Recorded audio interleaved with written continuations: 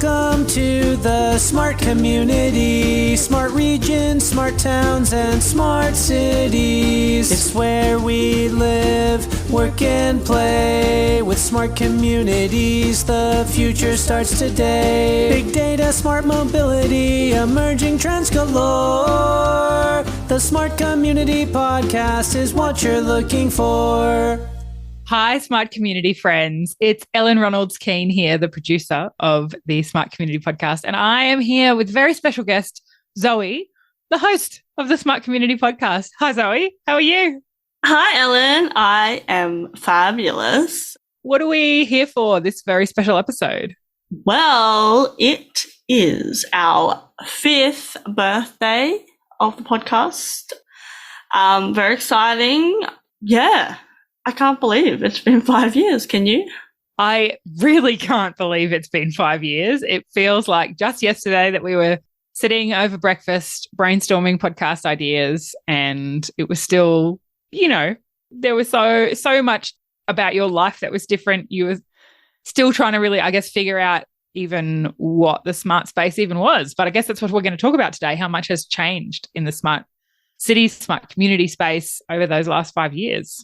Yeah, no, totally. And I really was just trying to figure it out. I mean, it was, before I left my good, secure government job to start this podcast, that we started, having these conversations. And then, really just like, it was, I don't know, it was like this idea that we had. And obviously, for those who don't know, and we've talked about this before, but you have your own podcast and, it really inspired me to kind of go, just seeing the things that you could do with that platform and the things that you'd learnt and, how much you loved podcasts. I was like, that would be really cool, wouldn't it? Like, it'd be cool to do this. Yeah. And because I remember at the time you were doing like coffee chats with people. That was one of the things I remember you were very, very good at networking. And I was like, you could take this to the next level and record these conversations that you're having with these, interesting people. Yes, and I was also having like way too much caffeine, so it's like, and also I live, in Toowoomba and, trying to travel and meet people, and then you're then a bit restricted by your geographic location, whereas through a podcast you're not. And it was interesting because obviously we started 5 years ago, so COVID wasn't even a thing. Well, 5.5 really. We started talking about it. Yeah, that's true. 5.5 years ago, but just being able to connect with people digitally first was really a different kind of concept as well. But I really had no choice because I wasn't going to, if I wanted to talk to more people around the world, I couldn't necessarily fly everywhere. Not very good for the environment, but also as if I was able to do that. It's not it wasn't my full-time job or anything like that. You hadn't yet got the Churchill Fellowship to do exactly that, fly around the world and talk to people.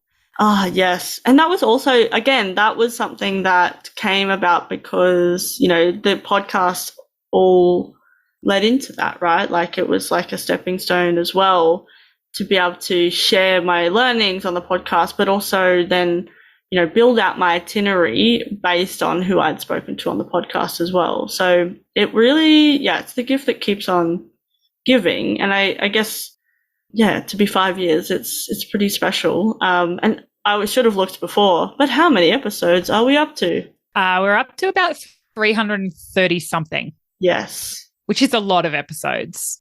Here we go. 339. Sorry, if I read correctly. 329 was the last episode, but by the time this one comes out. Yep, I think this one will be 331. Yes, it will be because there are numbers in the Trello board that we looked at. You're right. So 331. So that's pretty wild, isn't it? Yeah, it's a lot. And from a podcasting perspective, a lot of people don't make it past episode 7, let alone episode 25. So to get to the 300s is absolutely phenomenal. But also I think it's a testament to the fact that this conversation, when you started the podcast, it was actually called Smart City Podcast. And within that first 12 months, you rebranded to the Smart Community Podcast. And then there is just so much still to talk about and so many people working in this space doing really interesting and also often quite niche things. There's a lot of people, from my perspective as an outsider, to the space. But having learned so much from listening to the episodes. You're on the inside now. But often really niche things. You know, there's a lot of people that have really narrow but deep knowledge. And then there are some people, you know, deep in their, whatever their expertise area is, whether it's, you know, something environmental or, you know, town planning, or is it like IoT and sensors, and is, you know, there's so many different aspects to quote unquote smart things. And you know, then I think what your podcast does quite well is kind of go broad, but not nearly as deep, because obviously you can't go into the depths of every topic on an episode. But I think that it connects for so many people. It's that question that you used to ask a lot. You don't ask it so much anymore, about breaking down silos and working across disciplines and working across, you know, different types of government agencies and public-private partnerships and all of that. And I think that that's what this podcast does, is it really connects people who work in often quite different areas of smart cities and communities, and connects them to what other people are doing in the space, which is really important. Yeah, I think you're right. And I don't ask that question much anymore, because when we talk about the projects and things people are working on, or even when we talk just broadly about smart communities, that stuff, you know, kind of comes through. But yeah, it's true. Like, what I find really, what I love the most is when other like podcast guests will reach out to me and say, oh, through the podcast, I was asked to do this, that, and the other. And, you know, they'll tell me that maybe, like, I remember one guy told me like a few years later, maybe. Yeah, a few years later. So he, like, when it first happened, because his episode was an early one, I'm trying to remember exactly who it was now, but they were like, oh yeah, after that podcast went out, this happened. Ended up, I think I told the story in the podcast, so I won't tell it again because I'll probably get the facts wrong. But basically that they got this great opportunity then to go and do some workshops overseas around that specific topic. And yeah, just that is really, I love that so much, because it means that we're creating impact just through what we're doing, and it ripples out, right? And then will ripple out further. So I just think that's really exciting. But also I love when other podcast guests then will meet each other and they'll have something in common then. They'll have been on the podcast. Obviously, something they have in common also being in this space. But like you said, there's so many different niches. Niche-eye, maybe. It's not niche-eye, but so many different niches that they may not have actually known each other unless, you know, they were on the podcast, or they're an audience member of the podcast going, oh, that person, blah, blah. And, you know, then they say, oh, yeah, then I reached out to them and they came to do a workshop in my local council or whatever.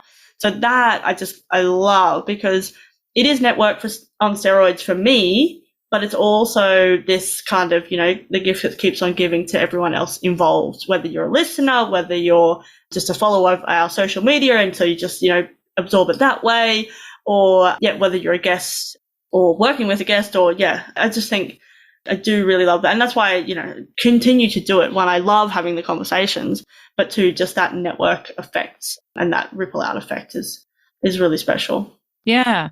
And so, you know, there's just in your life, I have seen that play out so many times over the last 5 years, how the connections that you've made on the podcast have down the track led to, you know, like you wrote a book chapter with Jonathan Reichenthal. You know, you've done international speaking gigs based on connections you made on the podcast, and then somebody was looking for a speaker for an event that knew somebody that had been on your podcast, and then they suggest you, and like, you know, it has this ripple effect in your life, but then also across all the different networks of the guests that, and even just listeners who might be in their offices listening and thinking, hey, my company needs someone that does that thing that I just heard on the podcast. I'm going to reach out to them. And then, you know, people are making connections that way too. Yeah, absolutely.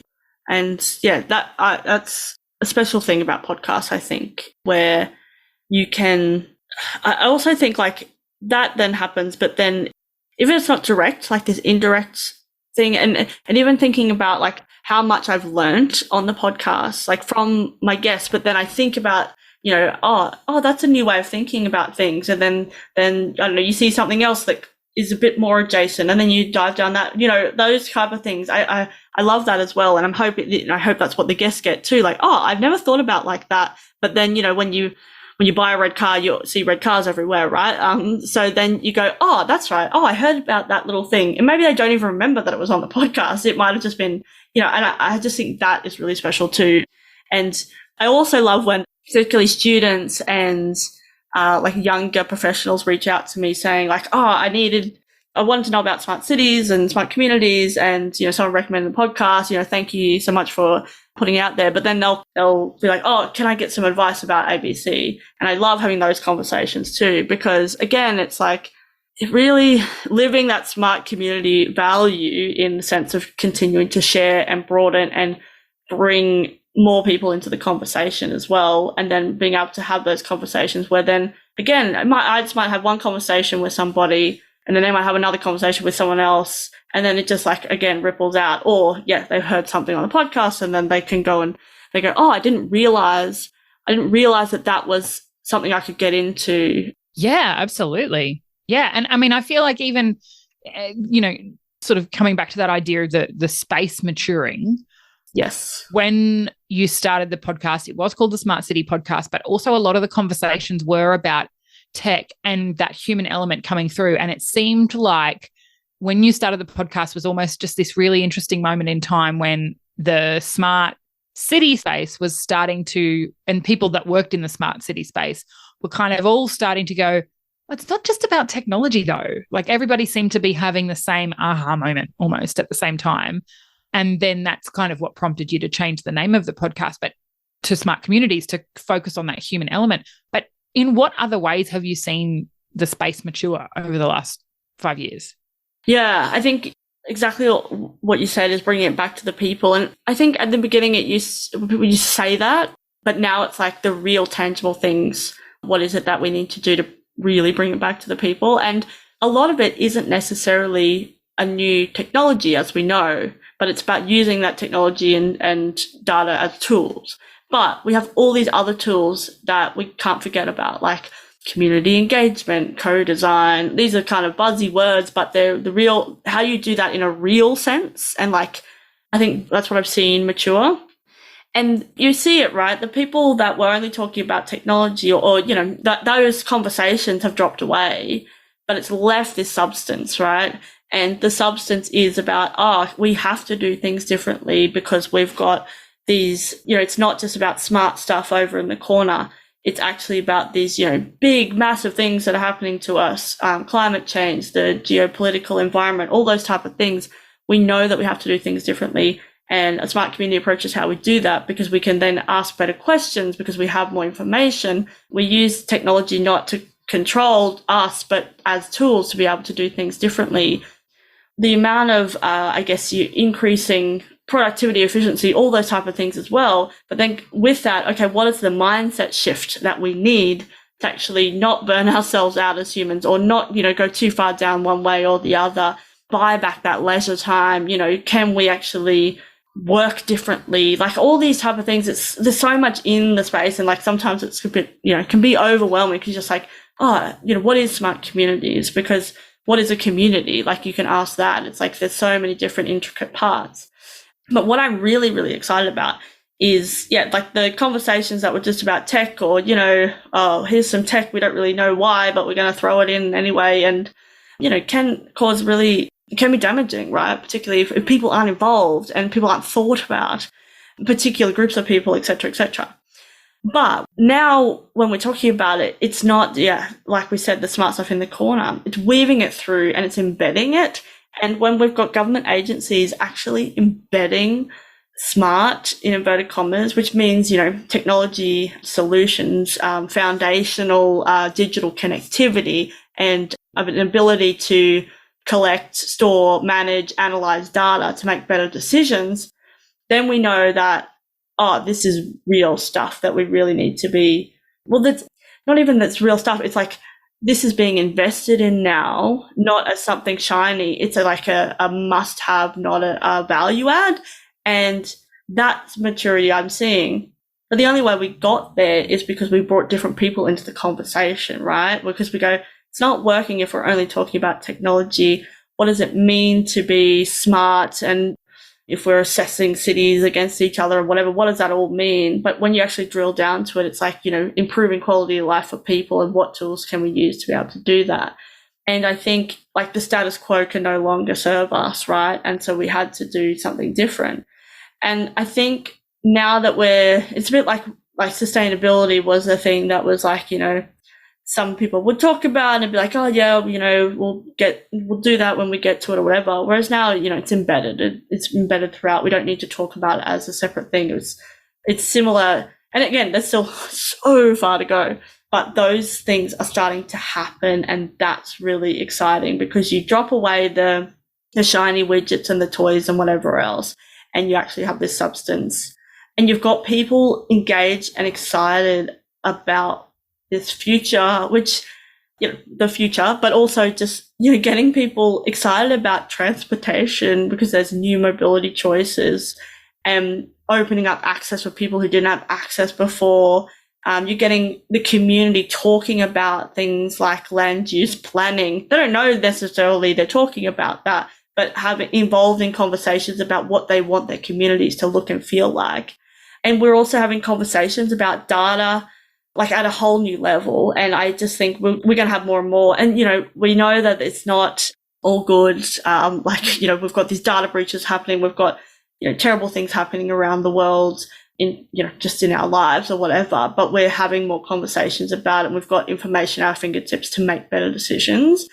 And so we need more people, I guess, to come into the conversation again and again. And as I say a lot now, it's like awareness leads to focus, which then leads to action. And you can see that playing out. And I think we're, in that wave now of, we've got the awareness. So then what's this next part of focusing, and then the action? So I think for me, it's exciting to see this stuff getting embedded in like the boring government processes, which I love a lot. Yeah, well, you've always been about the boring government processes. Yes, I know. And it's just so exciting to see, new, so lame, but like new clauses that are like, oh, you must embed digital connectivity if you're doing a new project or whatever. And I think that's really exciting. And we're asking better questions, and it doesn't have to be super complex. It's like these small iterative iterations, let's say, small iterations of change that are happening that then lead to these really big impacts. Yeah. And so we've been able to, like you were talking about earlier, through the podcast, the awareness part, but then through that has led to engagements with, state government, local councils, to then work on some of this stuff to really look at how we can action this in a really exciting way. And I'm also really excited about is like that we're realizing that we can't just treat these kind of smart projects or whatever the same as we did projects before. It's not just like build it, set, forget, whatever. It's the process of doing it, which is like getting people thinking differently, that they can shift the status quo, allowing people time, space, energy to be able to play and come up with new ideas. That's really exciting as well, because it just kind of shows that, okay, we know that this is the concept is good and real and happening, and we need it. And, it must, we have to embed it for the future. So we can then play a little bit more around what it actually looks like for that community or that business. Like, that's the thing, you can apply it to business, community, whatever. It's like shifting that, I think, is that's really exciting to see as well. Yeah. And I feel like it's in that piece you're saying about it's embedded now. It's no longer like, oh, well, let's do a pilot program and just see what happens. And then at the end of the pilot program, we just kind of stop funding it, and that all that goes away, and we go back to how we did things before. Seems like the industry, whether that's local governments or private organizations, have kind of moved past that. They're past the pilot phase of all of this, and they're seeing how the pilots have played out in other places and adopting the learnings from them. But then also it's becoming business as usual to make sure that this, a smart strategy it's business as usual. It's not an add-on, as you say. And that can only be a good thing, because the challenges facing us, this is the whole point, right? The challenges facing us in the next couple of decades are huge, let alone there's been some major things happen in the last 5 years too.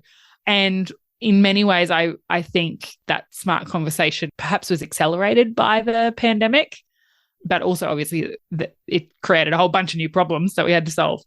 But that's the whole point. We've got to solve these problems for the humans that live on this planet and hopefully solve the problems for the planet too. Absolutely. And the future generation, but the planet too. And I think it's important to, I guess, recognize, the tools that we had 20 years ago are not the tools that we need now to solve the problems because they're different problems. But there is the foundational piece there of we're all still human beings. We're all still moving forward in this space. There's always a new problem to solve, right? And that might feel overwhelming, but it's also, that's the journey, that's life, right?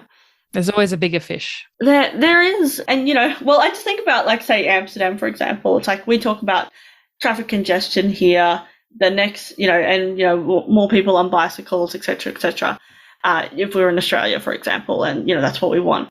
Then you go to Amsterdam and they've just got a second order. They've got bicycle congestion and they have bicycle storage and parking problems. So, it's a second order. It's a better problem to have potentially, but still actually impacts people. So, there's all those, you solve this one, but it's not static, nothing's static. So we actually have to move forward. I think the skill sets that we're going to require are obviously there are jobs that don't exist now that will very soon, et cetera, but then just the skill sets of using data in a way that is good, that is ethical, that is that then brings in not just data for the sake of data, but having those planners in there, the engineers in there using data in different ways is really important, and working with people in different ways.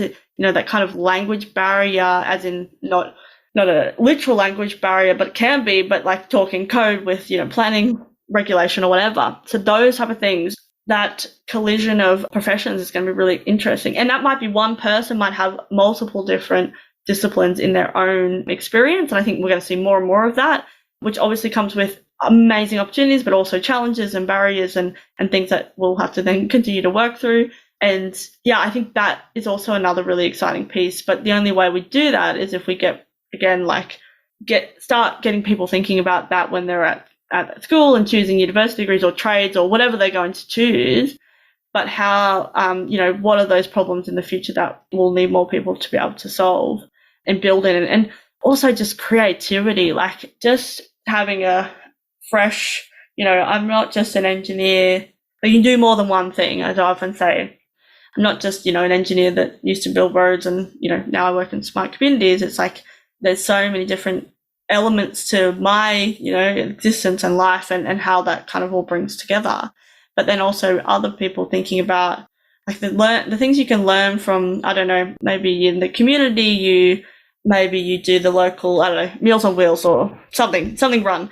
Maybe you can bring in then new technology to that to do that more effectively based on whatever, or you learn by talking to people what those real community needs are. And, I just think when we bring in different elements to our life, not necessarily in only the work that we do, but just all of the, the different pieces that fit together, I think that's really special and really exciting too. And you can do that by kind of doing things a bit differently, right?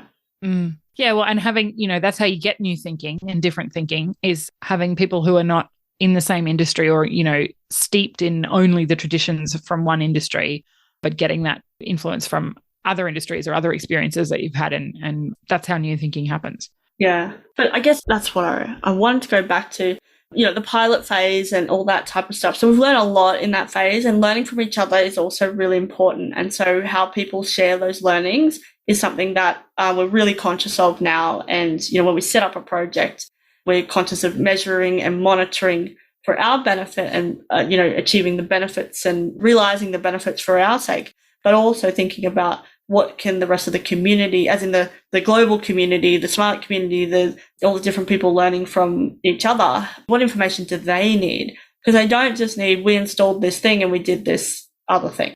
They need to know the intricate, potentially depends on the level, right? But they want to know the ins and outs, the lessons learned, the things that you thought would work that then didn't work for some reason, the things that you didn't think would work but worked really well, or these surprising things that happen and the joy and the fun things that happened as well, because I think that's really important to bring in.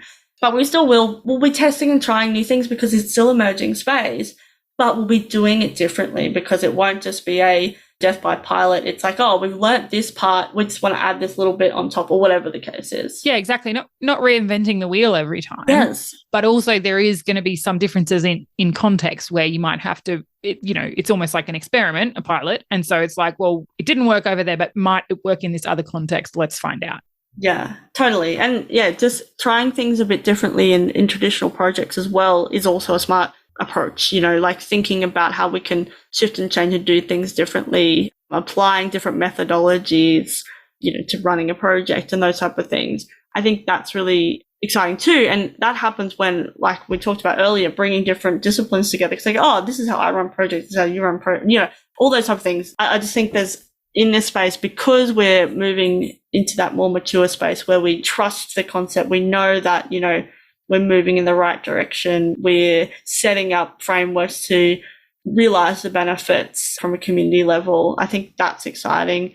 And then also the human element of just not these like people in the community, but then we think about how it affects us and our communities as well. I think that's really key, and bringing those really human elements of the people that we are in this space and why we want to be in this space, because we think it can make a difference and we think we can impact. So yeah, I think I'm excited to see more and more of that as we move into the future. So Zoe, yes, where to next for smart cities and communities? Where to next?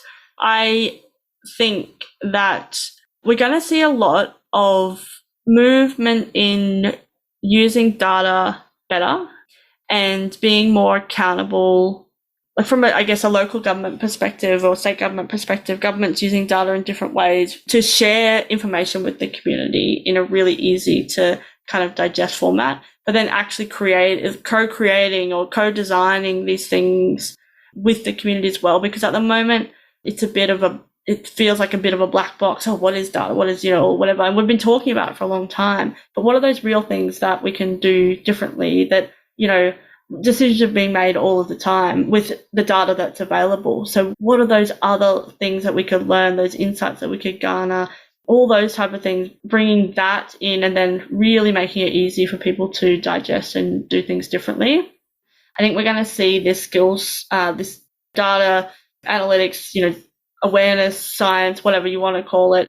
And obviously they're different things, but these people who are getting more and more skill sets, not just like pure data, but also like the planners with data knowledge. So then they can go, oh, I need this new tool. I actually know how to code, or I know how to speak that language to get that information, to gather that information and make it look like, be able to use that information, etc. So I think we're going to see more and more of that. So it's, again, more that cross-disciplinary, bringing multiple things together. That's really exciting to me. I think we're going to see more conversations at a community level about things that maybe only smart community people were talking about, or smart tech people were talking about. We're going to see those more accessible because these tools are becoming more accessible. So people are playing with AI, people are using these things. So then we can ask better questions, right? And it shouldn't be a black box. But then how do we then ensure that it's still really easy for people to understand, access, etc. But then also the risks, etc., making sure that we have all those involved. Yeah, well, I feel like we've seen a few really, really prominent examples of that in the last few months, particularly in Australia, like with data breaches and stuff, where these are things like cybersecurity and data management and privacy have been conversations on the podcast the whole time. But it wasn't something that I ever saw in just the general public's kind of conversation. But data is now a public conversation in Australia because of these hacks and leaks. And then AI, as you say, I mean, like, it's all of a sudden ChatGPT is being talked about in all these different places that you wouldn't previously, people were not talking about AI. So yeah, I mean, I think the movement of some of these concepts to be more broadly understood outside of the smart industries is definitely happening now. Yeah, I agree. And I think, yeah, again, having better conversations, having those different voices involved is really, really important. And I think the last thing, which kind of leads from that, is like bringing in creativity to the space so then we can have better conversations. Like, I just want to have more fun, essentially. And I think let's all just have more fun, which sounds naff to say, but it's more like, yeah, this isn't just like your everyday, I go to work, I come home, whatever the case is, but it's like, how do we bring more fun into it in a way that then is building community and is building, there's that social fabric that we're all talking about. And we use tech and data to be able to do that, but then all these other things as well. So I am really looking forward to having more fun and bring more creative concepts into the space as well. That, talking to people like Jess Coldry on the podcast about art, and even Niels Walters around data ethics, but how he created this, I guess, experiment, and we'll put the link to whatever episode that was, but just those type of topics, not just like, oh, here, read this document on data ethics. No, how do we actually bring it and make it engaging, exactly. And like, I guess similar to the it's a, podcast it's a form of that as well. If I want to learn something, what podcast could I go and listen to? So I think there's so many different things, and also just seeing the parallels, like different, I guess, what's the word? Like different industries and things that have worked, that it's shifting and changing, and then how we can bring those into other industries as well. Yeah, from a creative space. I'm really excited to see the conversation shift from, oh, this is a panel about technology in cities, and so then people that are interested in cities and technology are talking about it and listening. So you get a bit of a bubble. So bursting that bubble and like getting people that, okay, maybe they're interested because they live in a city and they're excited to see a new creative thing that's happening. Maybe it's a film, maybe it's artwork, maybe it's just a social gathering, whatever it is, but then having these really rich, amazing conversations in that as well. Lots to look forward to. There is. How about you? What are you looking forward to? Oh, I didn't expect to have to answer this question. You don't have to. We can just chop it. I mean, I definitely, again, because I feel like I'm very much on the peripherals of this space, I definitely think that I'm looking forward to more everyday people that are not in this space engaging with these ideas. I mean, I'm looking forward to one day getting an electric vehicle. It's definitely on my radar these days. And I was just thinking before, I remember one of the really early episodes being about electric vehicle take up in Australia. And actually, I'll have to find out who that episode was, but there was a prediction about 5 years' time how much electric vehicle use would be in Australia. Because I remember talking to my brother-in-law about it. And he was like, nah, it won't happen. And I don't think that the prediction has come true in terms of the amount of electric vehicles in Australia yet. But actually, there's been some serious movement in that regard. And continuing, right? And continuing to, exactly. We saw that policy shift in Western Australia, was it? And then how, like, that impact as well, which is, which is that whole conversation around how regulations can help or hinder some of these changes. But yeah, I think in general, probably personally, that data, I wasn't personally affected by data breaches that I know of last year, but I definitely like seeing that more of a conversation. And I am also really obviously interested in, the climate. And so hoping that we can actually, I'm looking forward to seeing how we as a species can solve that problem. Also, I'm very interested at the moment personally in footpaths and walkable cities, because I've got a pram now and have to push it on the road when there are no footpaths, and that's not ideal and not very safe for me or the child. But yeah, so that's just like a very personal example. Very interested in that kind of active transport infrastructure at the moment. Absolutely. Yeah, I agree. And like, it is personal because it's affecting you, but it's not just affecting you, right? It's affecting everybody that needs a footpath, which most people do. And it does limit accessibility, so it limits movements, all those type of things. And yes, you've got a pram you can push on the road, but if you are using a wheelchair, maybe you cannot do that. Or again, your like that level of risk is going up simply because the infrastructure isn't suited for our needs. And it's, in my case, it's very much that first and last mile, which, a lot of times means I choose to use the car instead, because that first and last mile is not always a risk I want to take, So yeah, it's definitely those are some things, I guess, that are ways that it plays out in my very non-smart. I mean, I feel like I'm on the peripheral of the smart cities conversation, smart communities conversation, because it's not my direct industry that I work in day to day. But those are some things, I guess, that I'm thinking about and looking forward to. And I've just absolutely loved being involved in this project. It's opened up a whole new world of information and knowledge. Like it's again, not a podcast that I probably would have clicked on in my podcast app because I wasn't in this industry, but I love it. Every episode, I'm like, that's so interesting. Well, I am so glad that you've been on this journey with me because, to be honest, it would have been pretty short. Without you and all the stuff that you and your team do, it's amazing. I love it. And, you're also an awesome person to just hang with. So it's like, oh, thanks. It all works out. But yeah, no, I think I am really excited. And I do think, just quickly going back to the footpath, because people might be like, what? But it's, again, thinking about things a bit differently. Okay, what data could we have that we need? How do we then do it at a scale that, is quite easy? Because otherwise, if you're only, but again, whether it's a footpath or whether it's, I don't know, more access to libraries or whether it's some, high-tech thing to solve climate change, again, it starts with what is this problem we're trying to solve and what are those other ways that we can do that and bring the data and the information that we need and the technology available to be able to do that, or just along the horizon. So I think, it's a very good example of something that's very personal, but then you think about broadens out to this whole smart community approach. And that's why we're doing it, right? To improve quality of life for people that live in our communities. And they're you, and they're me, and they're everyone listening. They're all of us. We all live in communities. But yeah, thank you for talking to me or interviewing me today. You're welcome. For our birthday. Happy birthday. Happy birthday to us. We're drinking out of our smart community mugs. We are smart community mugs, aren't we? We sure are. Thanks for listening. And Zoe, tell people where they can click away and connect with you. Yes. You can connect with me at zoe@mysmart.community, but also just on LinkedIn, Zoe Eather.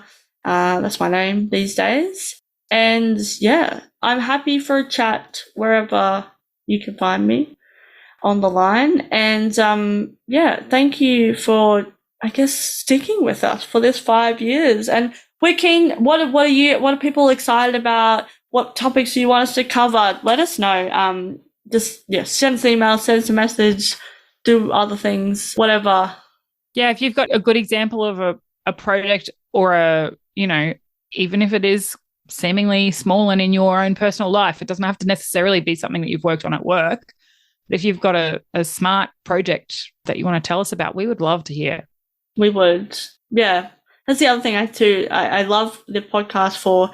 We have very kind of like niche things that we talk about, and then broad things. We have a whole range of different people, projects, concepts. So we love it, and we love sharing those small things as much as the big ones. So yeah, let us know.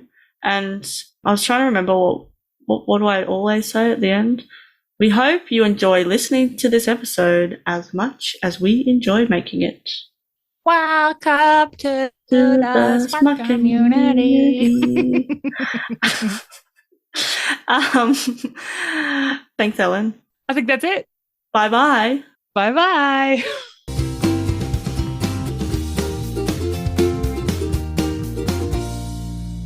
The Smart Community podcast is brought to you by My Smart Community.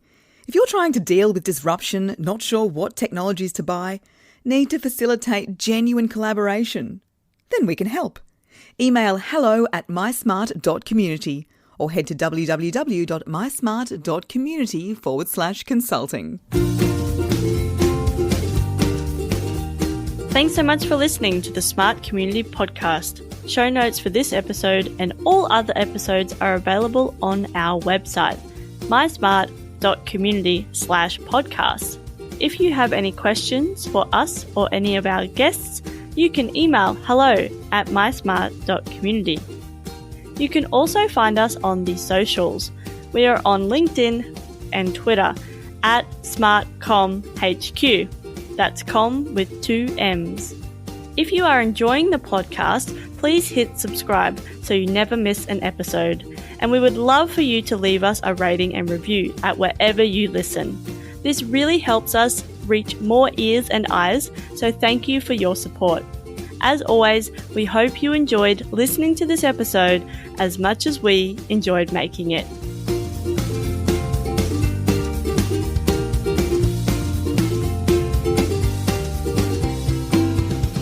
The Smart Community Podcast is what you're looking for.